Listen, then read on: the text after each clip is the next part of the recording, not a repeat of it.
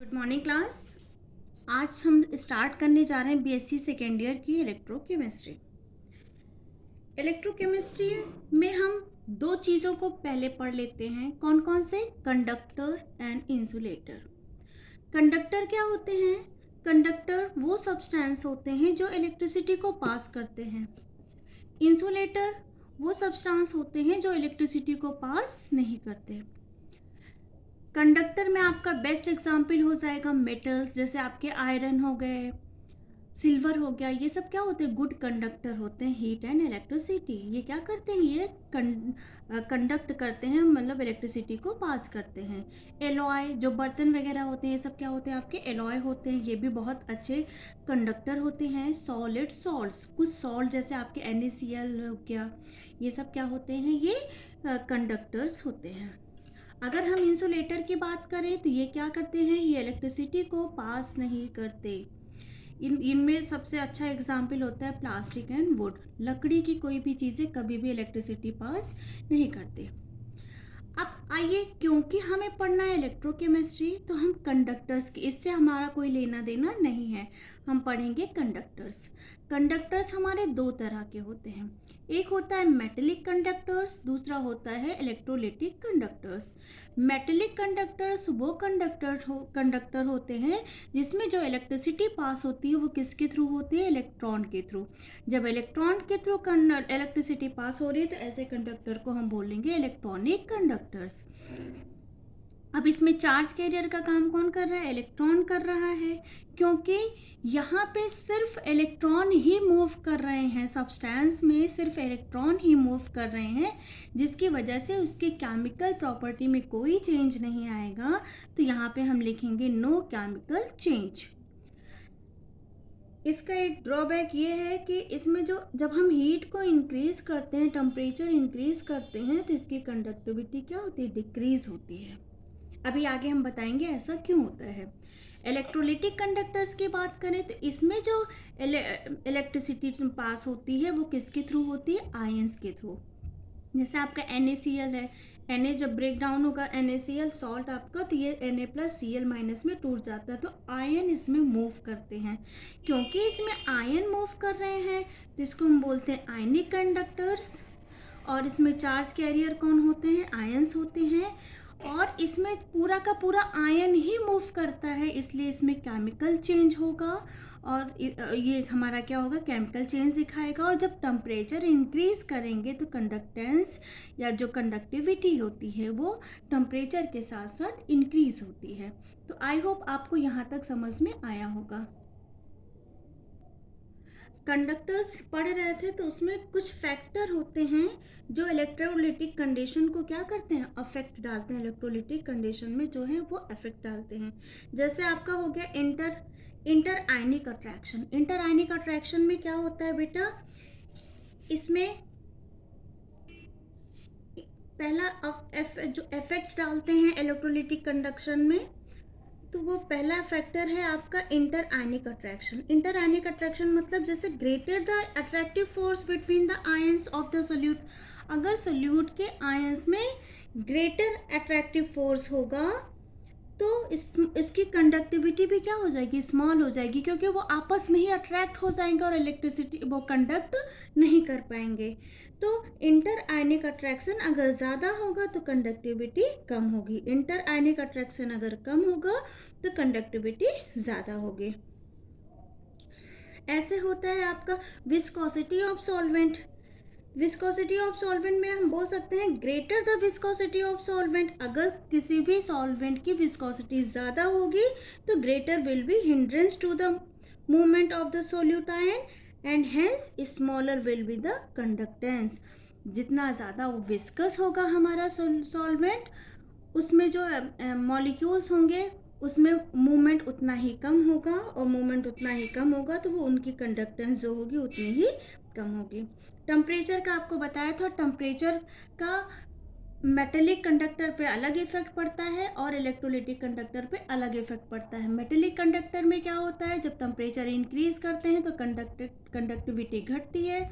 Electrolytic conductor में जब temperature increase करते हैं तो कंडक्टिविटी भी इंक्रीज होती है।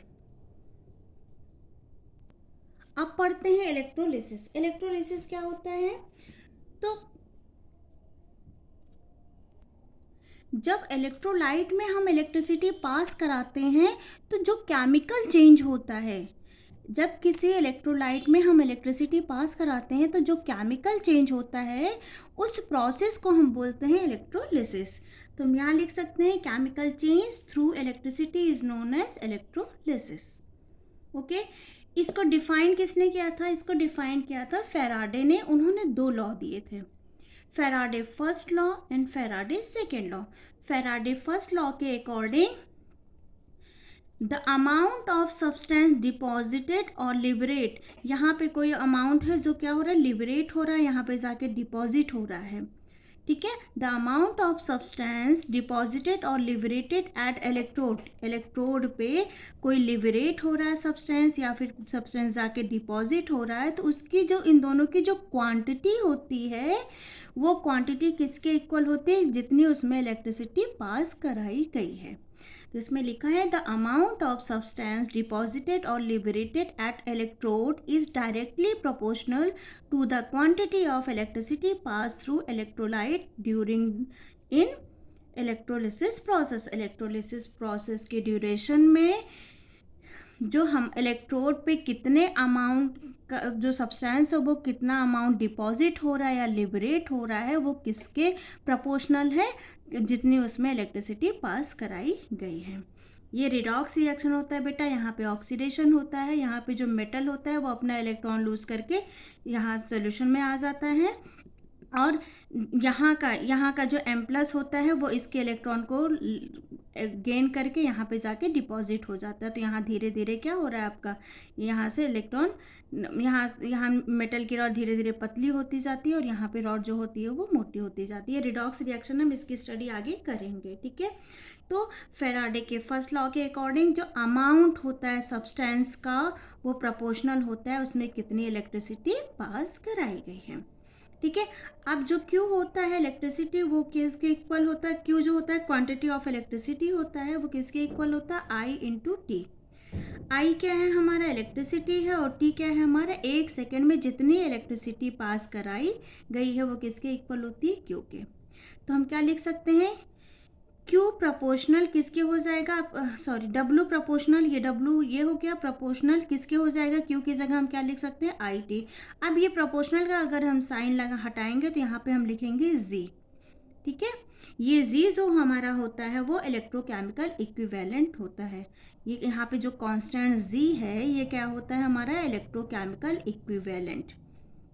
ठीक, I हमारी क्या है? इलेक्ट्रिसिटी है, T टाइम है 1 सेकेंड का, और W हमारा अमाउंट ऑफ सब्सटेंस है, Q क्या है? Quantity of electricity. तो आई होप यहाँ तक आपको समझ में आया होगा। फैराडे के फर्स्ट लॉ से हमने क्या फाइंड आउट किया? इलेक्ट्रोकेमिकल इक्विवेलेंट, जिसको हमने किससे डिनोट किया? Z से। ठीक है, अब अगर इलेक्ट्रिसिटी 1 एम्पियर है, टाइम 1 सेकेंड है, मतलब 1 सेकेंड में 1 एम्पियर की इलेक्ट्रिसिटी अगर हम किसी सेल में प्रोवाइड कर रहे हैं तो जो सब्सटेंस हो जाएगा वो किसके इक्वल हो जाएगा? इलेक्ट्रोकेमिकल इक्विवेलेंट के इक्वल हो जाएगा। ठीक है, इसको मैं हटा दे रही हूँ क्योंकि यहाँ जो I है इसको हमने 1 माना है, T को भी हमने 1 माना है। ठीक है, तो हमारा जो सब्सटेंस है वो क्या हो जाएगा? वो इलेक्ट्रोकेमिकल इक्विवेलेंट के इक्वल हो जाएगा। यही फैराडे ने अपने फर्स्ट लॉ में प्रूव किया था। अब आता है Faraday second law. Faraday second law के अकॉर्डिंग उन्होंने क्या किया था? उन्होंने ढेर सारे सेल को लिया था और सभी सेल को एक सीरीज में लगा दिया था, और सभी सेल में उन्होंने सेम इलेक्ट्रिसिटी पास कराई थी। सेम इलेक्ट्रिसिटी यहाँ भी है, वही सेम इलेक्ट्रिसिटी यहाँ भी, और वही सेम इलेक्ट्रिसिटी यहाँ पास कराई थी। फैराडे सेकेंड लॉ के अकॉर्डिंग यदि सेम क्वांटिटी के इलेक्ट्रिसिटी पास हो रही है किसी सीरीज में तो इनमें डिपॉजिट होने वाले सब्सटेंस की जो क्वांटिटी है वो उनके केमिकल इक्विवेलेंट के डायरेक्टली प्रोपोर्शनल होगी। फिर से सुन लीजिए, यदि किसी सीरीज में सेम क्वांटिटी की इलेक्ट्रिसिटी पास हो रही है तो में डिपॉजिट होने वाले सब्सटेंस, जहाँ ये जो सब्सटेंस डिपॉजिट हो रहा है, डिपॉजिट होने वाले सब्सटेंस की जो क्वांटिटी है वो उनके केमिकल इक्विवेलेंट के डायरेक्टली प्रोपोर्शनल होगी। मतलब जो सब्सटेंस है वो किसके प्रोपोर्शनल हो जाएगा? Chemical equivalent. केमिकल इक्विवेलेंट को इन्होंने ई से डिनोट किया था। ठीक है, यहाँ मैंने जो फाइंड आउट किया है वो इलेक्ट्रोकेमिकल इक्विवेलेंट है, जिसको हमने किससे डिनोट किया है? जी से।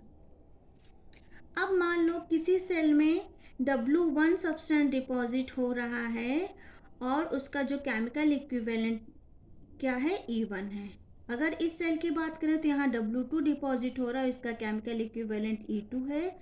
यहाँ की बात करें तो यहाँ पे W3 सब्सटेंस डिपॉजिट हो रहा है और उसका इक्विवेलेंट क्या है? E3 है। हम ऐसे भी लिख सकते हैं W1 upon E1 is equal to क्या हो जाएगा? कांस्टेंट। या फिर W2 अपॉन E2 भी हमारा क्या है? कांस्टेंट। तो अगर 1 और 2 को हम देखें तो हमें क्या मिलेगा? W1 E1 is equal to W2 upon E2।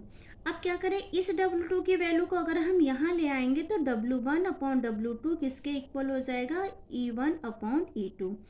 अब ये जो W है उसकी वैल्यू हमने यहाँ पे फाइंड आउट की थी यहाँ पे फाइंड आउट। ठीक, हमने W पहले जो निकाला था वो W हमारा क्या क्या था? वो W था हमारा Z, फिर उसके बाद Q, और Q की वैल्यू क्या थी हमारी? Z I T। ये हमने फाइंड आउट किया था W की वैल्यू।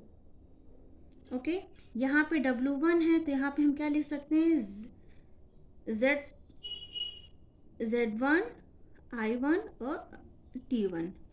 यहाँ W2 है तो हम क्या लिख सकते हैं? Z2 I2 T2। सपोज कोई सब्सटेंस A है, वो W1 सब्सटेंस क्या है? डिपॉजिट कर रहा है। ठीक है, और उसमें जो इलेक्ट्रिसिटी प्रोवाइड हो रही है वो क्या है? आपकी Q है। यहाँ सब्सटेंस B में भी सब्सटेंस बी में भी W ग्राम डिपॉजिट हो रहा है, जो इलेक्ट्रिसिटी प्रोवाइड हो रही है वो Q है, क्योंकि हमने दोनों में क्या है? सेम इलेक्ट्रिसिटी प्रोवाइड की थी। ठीक है, इसका इलेक्ट्रोकेमिकल इक्विवेलेंट क्या है? Z1 है और इसका केमिकल इक्विवेलेंट क्या है? Z2 है। तो हम क्या लिख सकते हैं? W1 इज इक्वल टू क्या लिख सकते हैं? QZ1। यहाँ हमने Q1 या Q2 इसलिए नहीं लिखा है क्योंकि इलेक्ट्रिसिटी हमने सेम प्रोवाइड की है। तो W1 इज इक्वल टू क्या हो जाएगा? QZ1, ये इक्वेशन नंबर 2 बना, और Q2 W2 is equal to क्या हो जाएगा? Z2Q, ये इक्वेशन नंबर 3 बना। ठीक है, अब हमने क्या बोला था? जो हमारा W1 अपॉन W2 था वो किसके इक्विवेलेंट था? वो हमारा था E1 अपॉन E2 के। तो हम क्या लिख सकते हैं? E1 upon E2 is equal to क्या हो जाएगा? W1 अपॉन W2 था वो इक्वल किसके हो जाएगा? ये वाली वैल्यू हम पुट कर दें तो put the equation 2 and 3 into equation number 1 जो पीछे हमने निकाला था। तो ये इक्वेशन नंबर 1 हमारा यही है, E1 upon E2 equation number 1 है। ठीक है, इसमें जब हम W की वैल्यू पुट करेंगे तो ये हमारा क्या बन जाएगा?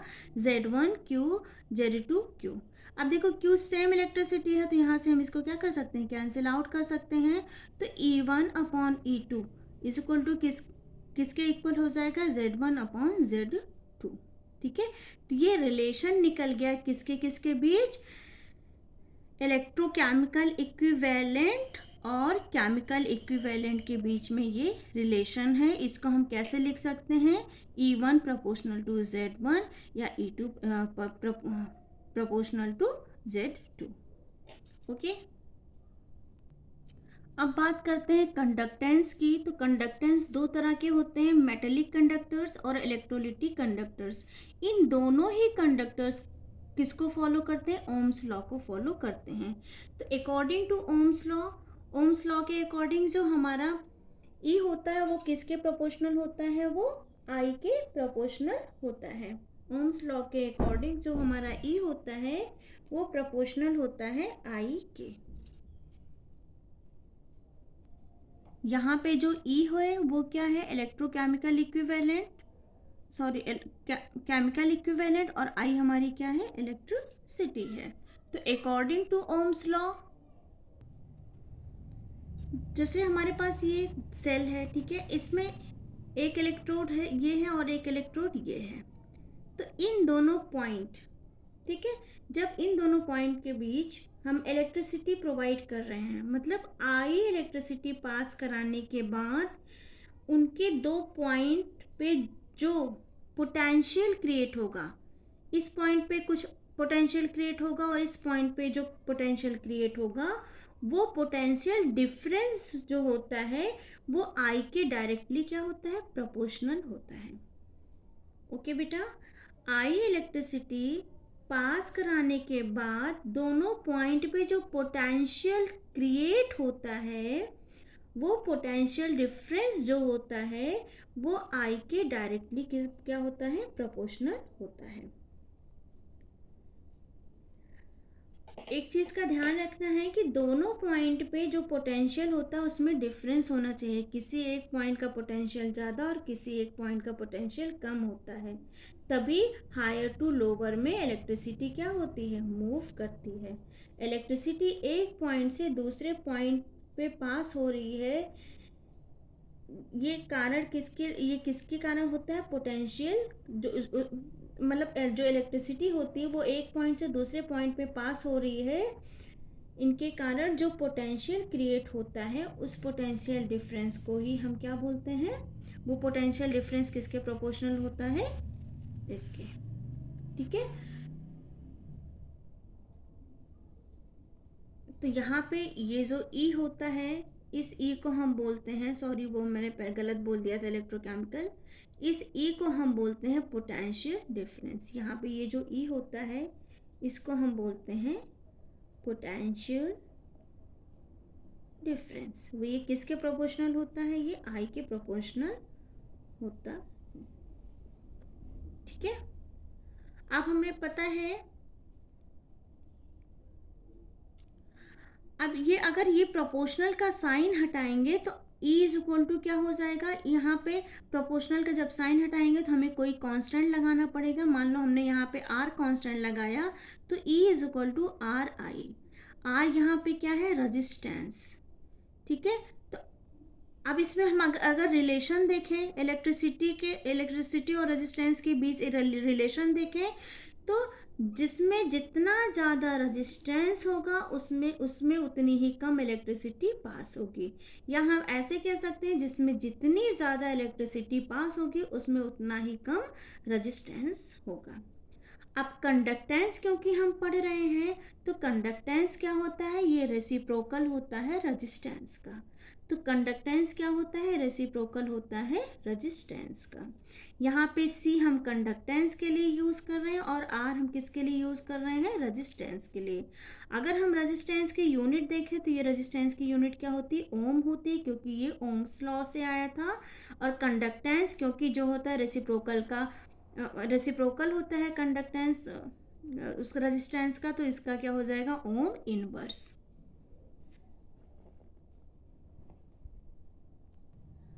अब अगर हम स्पेसिफिक कंडक्टेंस की बात करें तो हमको पता है जो रेजिस्टेंस होता है वो प्रोपोर्शनल होता है किसके, लेंथ के, और इन्वर्सली प्रोपोर्शनल होता है क्रॉस सेक्शन एरिया के।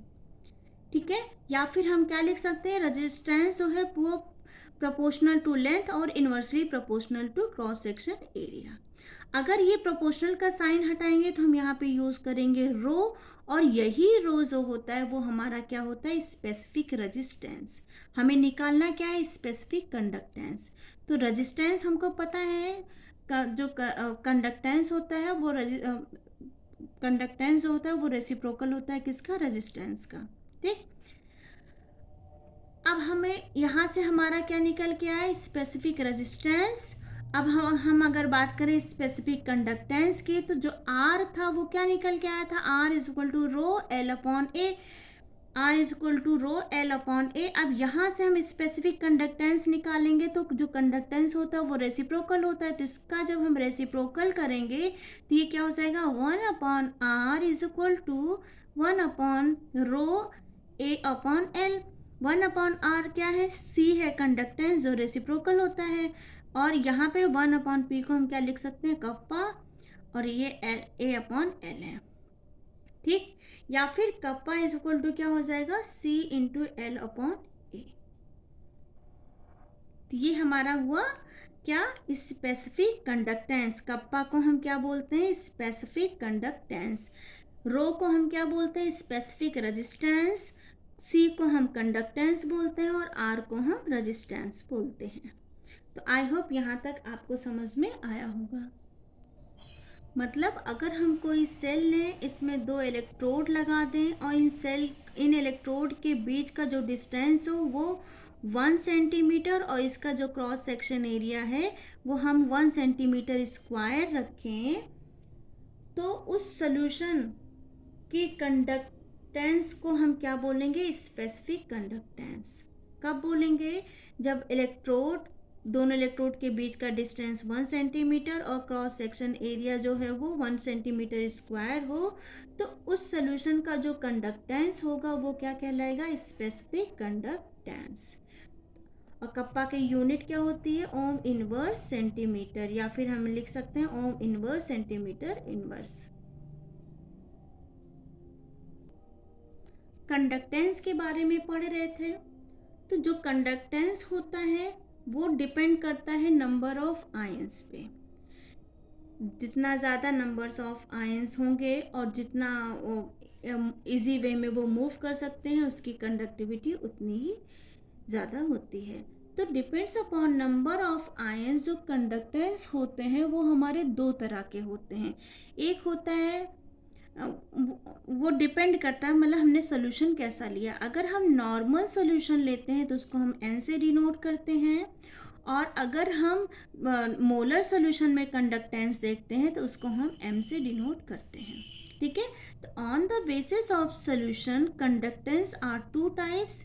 नॉर्मल को हमने बोला इक्विवेलेंट, और मोलर सोल्यूशन वाले कंडक्टेंस को हमने बोला मोलर कंडक्टेंस। इसको हम लैम्डा से डिनोट करते हैं और इसको हम लैम्डा m से डिनोट करते हैं।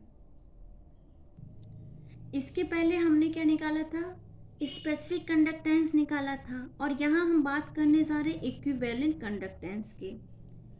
तो अब हम रिलेशन निकालते हैं स्पेसिफिक कंडक्टेंस और का इक्विवेलेंट कंडक्टेंस के साथ। इक्विवेलेंट कंडक्टेंस में कंडक्टेंस को हम लैम्डा से डिनोट करते हैं। मतलब जब 1 ग्राम इक्विवेलेंट वेट वाले इलेक्ट्रोलाइट या सोल्यूट जिसे हम बोलते हैं को VML सॉल्वेंट में डिसॉल्व करके सोल्यूशन बनाया जाता है, VML सोल्यूशन बनाया जाता है, तो इस सोल्यूशन को 1 सेंटीमीटर डिस्टेंस और इसका cross section area 1 centimetre square वाले इलेक्ट्रोड के बीच जब रखा जाता है, ये जो सोल्यूशन बनाया गया है VML इलेक्ट्रोलाइट वाला सोल्यूशन, इसको 1 सेंटीमीटर डिस्टेंस वाले इलेक्ट्रोड और 1 centimetre square cross section area वाले इलेक्ट्रोड के बीच में जब रखा जाता है, तो जो कंडक्टेंस होगी उस कंडक्टेंस को हम इक्विवेलेंट कंडक्टेंस कहते हैं। ठीक है, उस कंडक्टेंस को हम क्या बोलते हैं, इक्विवेलेंट कंडक्टेंस। इसको हम लिख सकते हैं VCC। VCC का मतलब क्या हो गया, V सेंटीमीटर क्यूब, जिसको हम लैम्डा से डिनोट करते हैं। और पीछे हमने निकाला था स्पेसिफिक कंडक्टेंस, जिसको हम क्या लिखते हैं 1cc, इसको डिनोट करते हैं कप्पा से, ये मैंने पीछे निकाला था। अब आता है relation between specific conductance and normal conductance. Specific conductance और नॉर्मल कंडक्टेंस को हमने क्या बोला, इक्विवेलेंट कंडक्टेंस। तो हम क्या लिख सकते हैं, lambda is equal to K into V। अब इस V की जगह हमने क्या लिया है, नॉर्मल लिया है सोल्यूशन। कैसे लिया है, इसको हम V को क्या लिख सकते हैं नॉर्मेलिटी के टर्म में, नॉर्मेलिटी के टर्म में हम इसको लिख सकते हैं 1000/n। ठीक है, V हमारा क्या होता है 1000/n। तो ये हमारा हो गया क्या, लैम्डा। लैम्डा क्या है हमारा, इक्विवेलेंट कंडक्टेंस, और ये उन दोनों के बीच क्या आया, रिलेशन। अगर हम इसकी यूनिट देखें तो यूनिट क्या हो जाएगी, ग्राम पर equivalent ohm inverse centimetre square. अब बात करते हैं effect of dilution on conductance. Dilution का कंडक्टेंस पे क्या इफेक्ट पड़ता है। पहला point, conductance depends upon the number of ions. Conductance जो होते हैं नंबर ऑफ आयन पे डिपेंड करते हैं। जितना ज़्यादा नंबर ऑफ आयन्स होंगे उसकी कंडक्टिविटी उतनी ही ज़्यादा होगी। सेकेंड पॉइंट में हमने लिखा है वॉल्यूम अगर इंक्रीज कर रहे हैं, इंक्रीज होता है डाइल्यूशन, मतलब डाइल्यूशन अगर हम इंक्रीज कर रहे हैं, डाइल्यूशन इंक्रीज करने का मतलब वॉल्यूम इंक्रीज कर रहे हैं। किस केस में? वीक इलेक्ट्रोलाइट के केस में। तो 1 डिग्री ऑफ, तो जो डिग्री ऑफ आयनाइजेशन होगा वो क्या हो जाएगा? डिक्रीज होगा। कब? जब डाइल्यूशन इंक्रीज करेंगे वीक इलेक्ट्रोलाइट में तो डिग्री ऑफ आयनाइजेशन क्या होगा? डिक्रीज होगा। डिग्री ऑफ आयनाइजेशन इंक्रीज होगा तो कंडक्टिविटी भी इंक्रीज होगी। अगर डिग्री ऑफ आयनाइजेशन डिक्रीज हो रहा है तो कंडक्टिविटी भी क्या होगी? आपकी डिक्रीज होगी। स्पेसिफिक कंडक्टेंस के केस में क्या होता है? ये तो वीक इलेक्ट्रोलाइट के केस में था। स्पेसिफिक कंडक्टेंस के केस में डाइल्यूशन इंक्रीज करेंगे तो नंबर ऑफ आयंस पर सेंटीमीटर क्यूब वॉल्यूम क्या हो जाएगा? हमारा डिक्रीज हो जाएगा। अब आता है कंसंट्रेशन कंडक्टेंस। अगर इक्विवेलेंट कंडक्टेंस की बात करें तो डाइल्यूशन इंक्रीज होगा तो नंबर ऑफ आयन इंक्रीज होंगे, तो कंडक्टेंस की वैल्यू भी क्या हो जाएगी? इंक्रीज होगी। और हमें एक रिलेशन पता है। क्या पता है? जो हमारा लैम्डा होता है वो किसके इक्वल होता है? Kappa into V. मैंने क्या बोला? अगर इक्विवेलेंट कंडक्टेंस की बात करें तो डाइल्यूशन इंक्रीज हो रहा है तो नंबर ऑफ आयंस इंक्रीज होंगे, और अगर नंबर ऑफ आयंस इंक्रीज हो रहे हैं तो कंडक्टेंस की वैल्यू भी क्या होगी? इंक्रीज होगी। और हमें एक रिलेशन पता है क्या? Lambda is equal to kappa into V.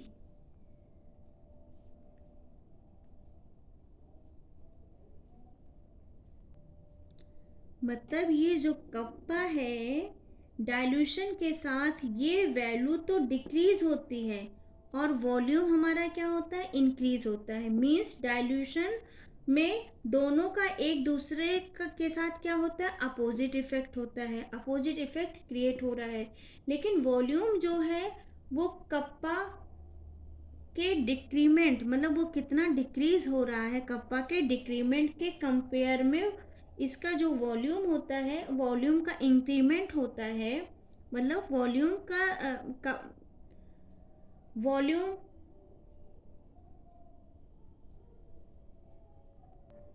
मतलब ये जो वॉल्यूम है, वॉल्यूम जो है वो कप्पा के डिक्रीमेंट के कंपैरिजन में वॉल्यूम का इंक्रीमेंट बहुत ज़्यादा होता है। और जब वॉल्यूम का इंक्रीमेंट ज़्यादा होगा तो लैम्डा जो है वो उसका इन्फ्लुएंस किस पे आ जाएगा? वॉल्यूम के ऊपर होगा। तो इस तरीके से वॉल्यूम के में एक वेरिएशन आ जाएगी और उसी तरीके से इस इक्विवेलेंट लैम्डा में भी वेरिएशन आएगी। दूसरी कंडक्टेंस है आपकी क्या? Molar conductance. तो इसमें क्या होता है? 1 gram molecular weight. Normal conductance की बात हमने कर ली थी।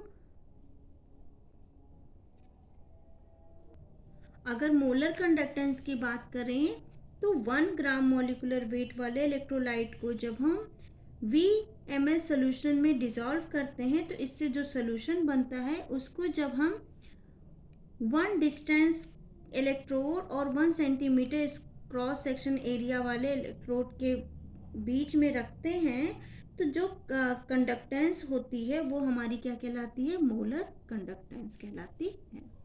ठीक है, तो आई होप यहाँ तक आपको समझ में आया होगा। Thank you.